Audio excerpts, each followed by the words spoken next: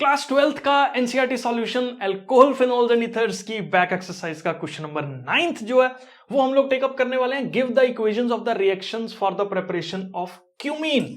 Phenol बनाना है cumene से। अब ये सबसे पहले तो एक इंपॉर्टेंट चीज आपको क्या जाननी है कि क्यूमीन जो है वो हमारे पास क्या होता है। क्यूमीन बेसिकली एक आइसोप्रोपाइल एल्कोहल है।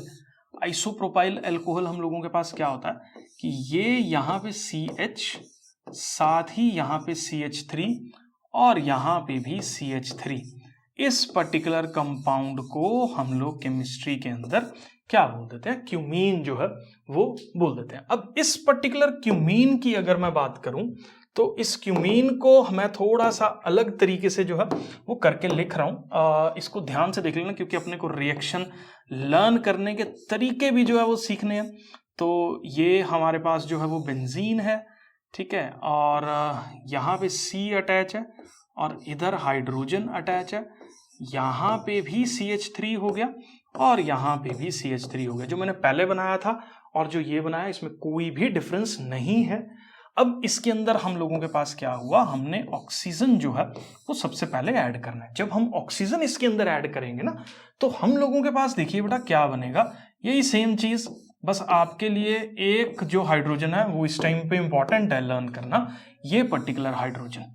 अब इस पर्टिकुलर हाइड्रोजन पे एक पर्टिकुलर मैकेनिज्म से क्या फॉर्म हो रहा है, CO पर ऑक्साइड टाइप का ये कंपाउंड यहाँ पे बनेगा और यहाँ पे CH3 और यहाँ पे भी CH3 का फॉर्मेशन जो है वो हम लोगों के पास हो जाएगा।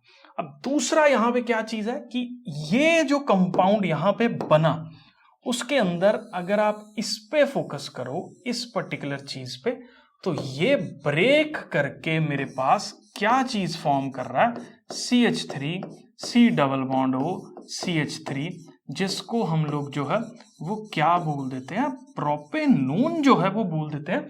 और साथ ही हम लोगों के पास जो ये वाला OH ग्रुप है ये इस पोजीशन पे बेंजीन के साथ जो है वो अटैच हो जाता है और हम लोगों के पास जो है वो क्या बन जाएगा, एक फिनोल जो है वो फॉर्म हो जाएगा। तो बेसिकली क्यूमीन से फिनोल कैसे बनाना है, पहले ऑक्सीजन जो है वो आपको ऐड करनी है। तो इस तरीके से ये वाले हाइड्रोजन को यहां से हटा के इसके साथ OO पर ऑक्साइड लिंकेज जो है वो फॉर्म होगी।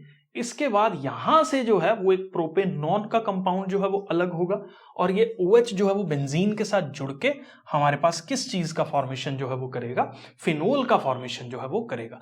अब इस रिएक्शन की बहुत तगड़ी ब्यूटी है क्योंकि इसके अंदर हमारे पास ये एक कंपाउंड है, काफी फेमस कंपाउंड है, जिसको हम लोग क्या बोल देते हैं, एसीटोन जो है वो बोल देते हैं। ये हमारे पास कंप्लीमेंट्री फॉर्म होता है तो काफी अच्छी इंपॉर्टेंट कमर्शियल एप्लीकेशन के अंदर ये इस्तेमाल हो रहा है क्योंकि फिनोल भी एक इंडस्ट्रियल प्रोडक्ट है और एसीटोन जो कि एक नेल पेंट रिमूवर का जो है वो काम कर रहा है, वो भी एक यहाँ पे जो है वो कंप्लीमेंट्री अपने को मिल जाता है। मैं ज्यूम करके चल रहा हूँ, ये क्लियर है, बट इसकी एक बार आप देख लो कि पेपर के अंदर आपको जो है वो रिएक्शंस कैसे लर्न करके लिखनी है, ठीक है। मैं एक बार यहां से भी इसको एक बार आपको बता देता हूं।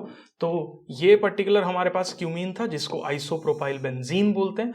ऑक्सीजन जैसे ही डाला तो इस पर्टिकुलर जगह पे OOH का फॉर्मेशन इस तरीके से हुआ और उसके बाद वाटर के अंदर एसिडिक हाइड्रोलिसिस करने पे हमारे पास एक फिनोल बन रहा है, एक प्रोपेनोन बन रहा है, जिसको हम लोग जो है वो एसीटोन बोल देते हैं। ये मेथड जो है वो प्रिपरेशन ऑफ फिनोल के लिए यूज होता है कमर्शियल स्केल पे।